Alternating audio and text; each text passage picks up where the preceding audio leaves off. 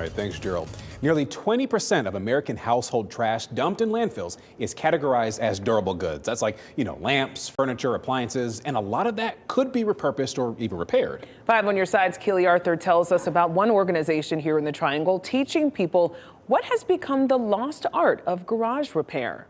5 on your side is dedicated to telling you about scammers, recalls, any troubling consumer news. But we also want to tell you about the good stuff happening in our community, like the Repair Cafe.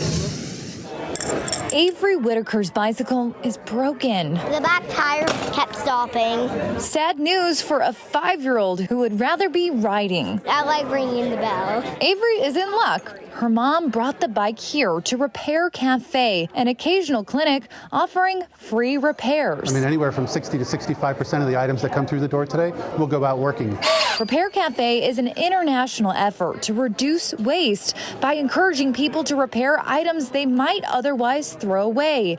Don Fick started a local chapter here 6 years ago. We are definitely reducing waste, and so diverting things from the landfill, but also extending the useful life of those items so that you don't have to go out and buy a new one.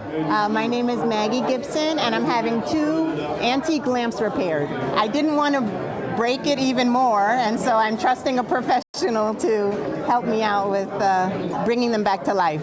The help offered here is more than a repair.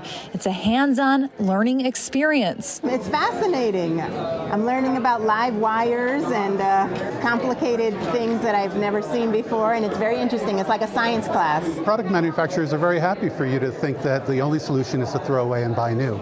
But we push back against that, and we encourage people to understand the items they own, and then when they go out and make future purchase decisions, perhaps they'll do it with an eye toward repairability and longevity. I have a hunch that this will work if I plug it in now. How about that? I think the things that matter most to us when we're repairing them are those things that come with stories. They were my grandmother's, and I love them, and I want to be able to use them and enjoy them now. They have character and a history and soul, and I love that. And about all those repairs, people are learning new skills. We're encouraging curiosity. Gibson believes she's learned enough to tackle her next repair at home. I'm going to try. And Avery's ride is now repaired. And you can do this too. Experts tell us you just need a few tools like glue, screwdrivers, and pliers. Keely Arthur, 5 on your side.